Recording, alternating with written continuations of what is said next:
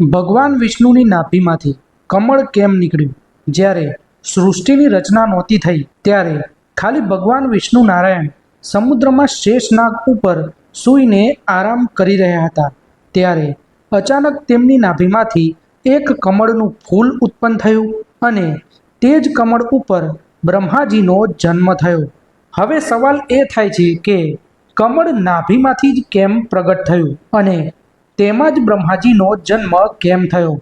તો મિત્રો, કમળની ખાસ વાત એ જ હોય છે કે તે કાદવ કીચડમાં ઉગે છે તો પણ શુદ્ધ અને નિર્લિપ્ત હોય છે, જે દર્શાવે છે કે સર્જન ત્યારે જ સંભવ છે જ્યારે તે વિકારોથી રહિત હોય.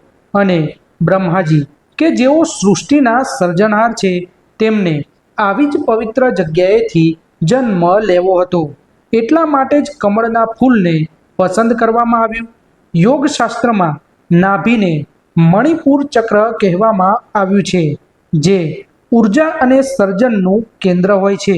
ભગવાન વિષ્ણુની નાભીમાંથી પ્રગટ થયેલ કમળ એવો સંકેત આપે છે કે પૂરી સૃષ્ટિનો મૂળ સ્ત્રોત બ્રહ્માંડીય ચેતના છે.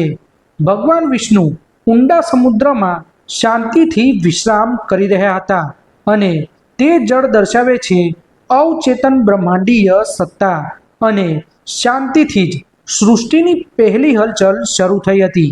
આ પ્રસંગ વિશે તમારા વિચારો અમારા જોડે શેર જરૂર કરજો.